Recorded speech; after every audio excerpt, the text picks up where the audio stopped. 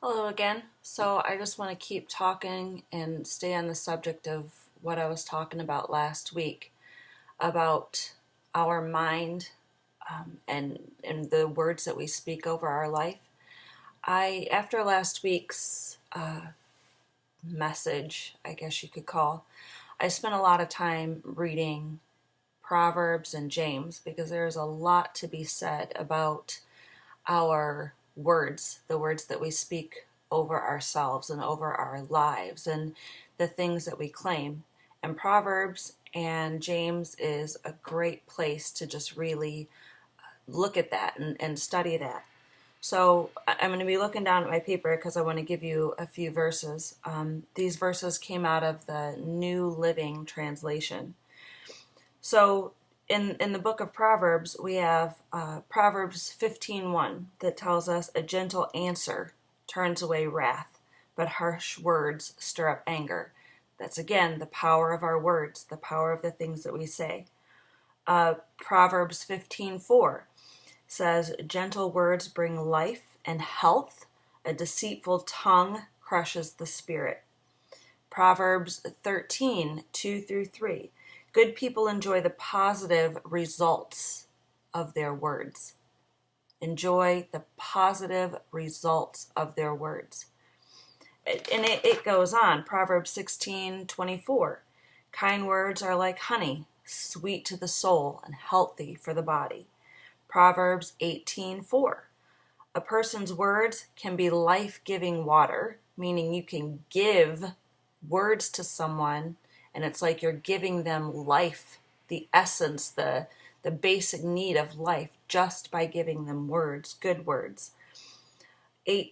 Proverbs 18:7.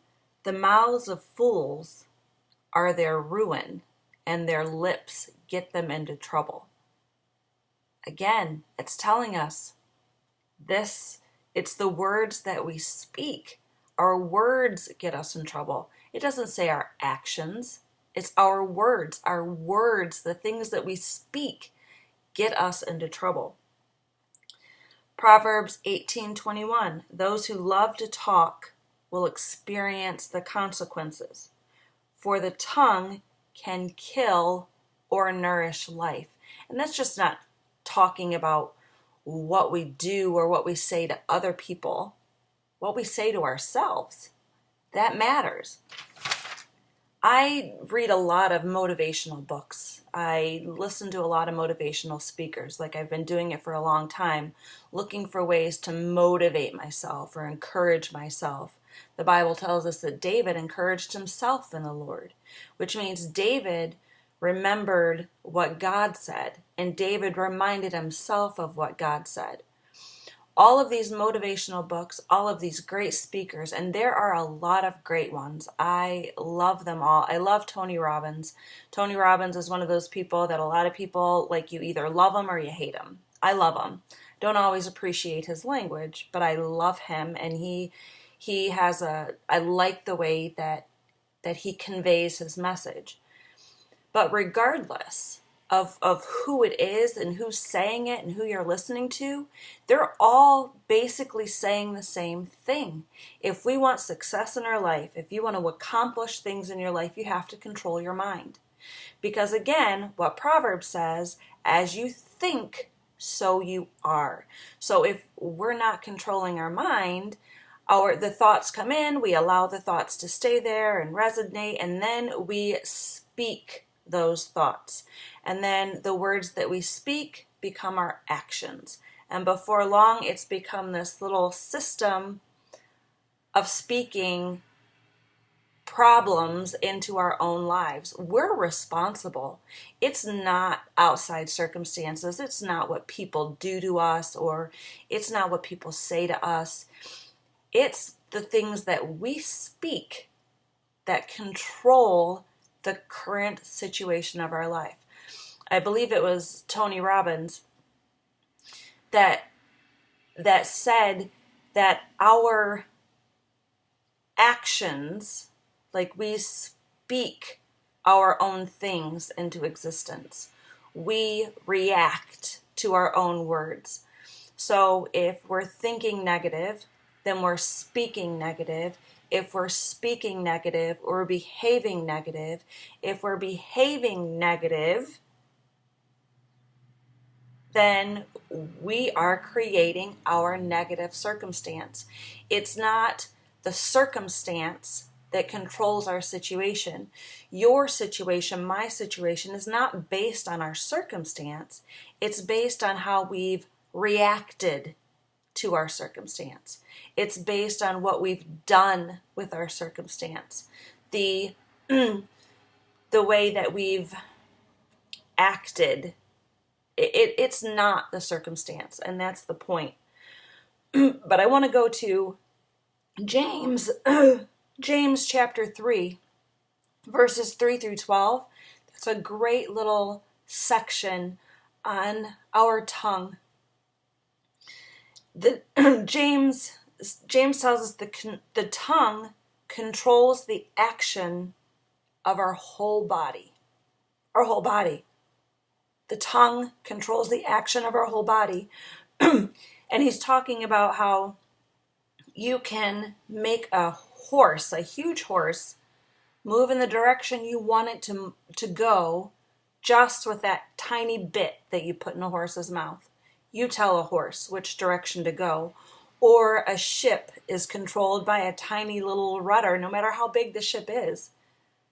A bull is like this big, powerful animal, this beast that could kill you and destroy you, and they're stubborn. But they put this little ring in their nose and they make this bull go wherever they want to. And that's what James is saying. This tiny little tongue that we have, it controls our whole life. That's where our decisions come from. That's where our actions come from. That's where we create our circumstances with our tongue. James goes on to say, we can speak life, which I would call success, or we can speak death, which I would call failure, into our own lives. Oh, the point I was going with like all of these motivational books, they all say the same thing, but the thing is, the Bible, God said it first. Tony Robbins, as great as I think he is, and all of these other people that I think are just so smart and they just really seem to have it figured out and they didn't say it first. God said it first. They're operating on God's laws, God's principles. And they're operating, and their success is based whether they know it or not. This is God's law in effect, because God said it first. The Bible said it first. We have the power of our destiny, of our lives, in our tongue. Our tongue controls the direction of our life. So it's really important, if that's true, that we stop speaking death over ourselves. And we do it all the time when we don't think about it.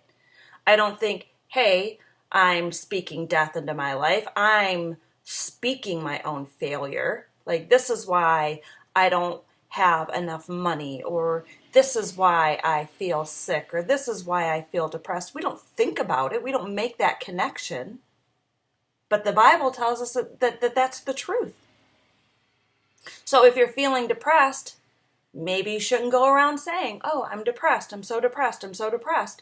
Because the more you say it, the more it becomes reality.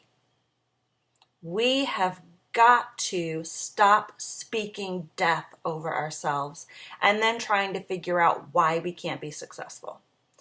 Why we can't figure it out. Well, you can't figure it out because you're speaking that into your life.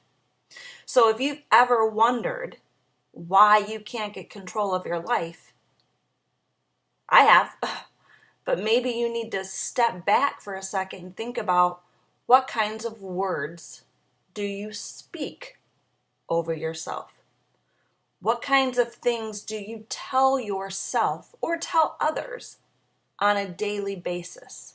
And that may be the very reason that your life is out of control, because you're speaking that circumstance into your own life. So last week, I just made this little card. I don't know, can you see it? No, it's not going to show because of the, oh, there it is. The power of life and death are in the tongue. Speak life. I made this little card and I've put it in my bathroom where I get up every day to get ready for work, just as a simple reminder. Power of life and death are in the tongue. It is my responsibility. If I want life, if I want success, then I have to speak that life and I have to speak that success and stop speaking damnation, because that's what we do. We do it all the time and we don't even think about it. So just kind of take the time to think about the words that you speak. How do you start your day? What are you starting your day with? I told you last week, I kind of talked about this development of my social anxiety and how it started as a slow situation and then it turned into this just massive situation that I couldn't come over or couldn't get over. I've been known to go into a store and be looking for something in this store. And I would literally walk past a person that worked there like 100 times, searching in circles, trying to find something, spend all of this extra time trying to find it when I could have just stopped and asked someone for help. But because of this ridiculous thing, this don't want any attention on me, can't even ask someone a question thing that I went through, I would not stop and ask someone for help. So last week, as I started just telling myself every morning, I do not have social anxiety. I am not afraid of people. I now have a very easy time. Just when I'm in a store and I'm looking for something, I don't waste my time looking for it. If there's a person that works there, I simply ask, hey, where can I find this? Or where might this? It makes things so much simpler. So just the act of telling myself every day, reminding myself every day, I do not have social anxiety. That one simple statement has made a huge difference. So you need to stop and look for the ways that you are speaking death or failure into your life and change those statements. Your tongue, your words have the power, just your words alone, to change your circumstance. So let's start making a habit of that. Finding God's truth and speaking God's truth into our lives on a daily basis, and see if that doesn't start changing your circumstances a little bit. That's all for now. Talk to you next time.